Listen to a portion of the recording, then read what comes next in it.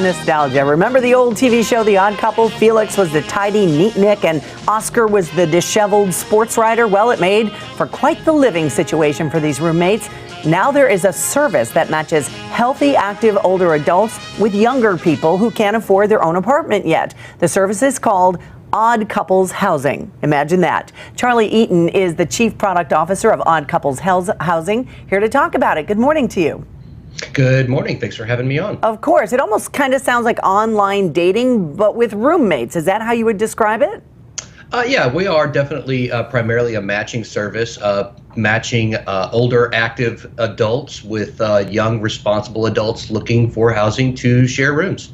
So is it just a living arrangement, or does the younger person help around the house? Does the older person impart their wisdom? How does it work as a two-way street?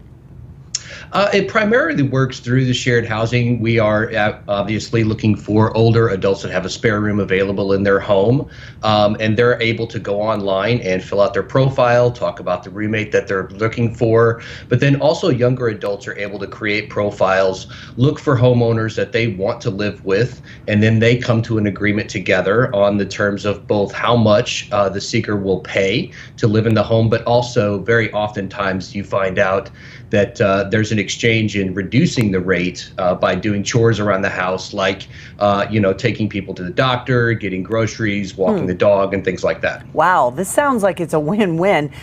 What about safety and security issues? How is that handled? Are there background checks? How does that work? We do offer discounted background checks to anyone on the platform that would like to run a background check for either person. We greatly encourage both the homeowners and the seekers who are looking to move in to discuss any safety concerns that they have, and definitely have open communication between the two of them. Mm-hmm. And how long do these partnerships normally last as far as someone moving into someone's home?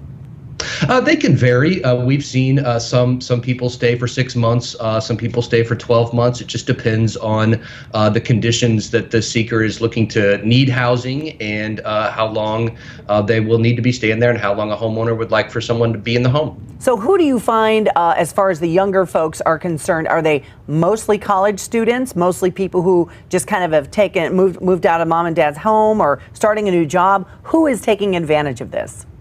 It does vary. Actually, all three of those types of people have come on to be seekers on the platform and have moved in with homeowners on our platform. We've seen, a lot of students in the graduate schools, young professionals that are just getting out of college that have a lot of, student debt and other things that they're looking to also pay off, mm-hmm. and so housing becomes a financial concern. But also just, slightly older adults in the early 30s and things like that just need a place to live and are really open to moving in with someone and very eager and willing to help out around the house as well.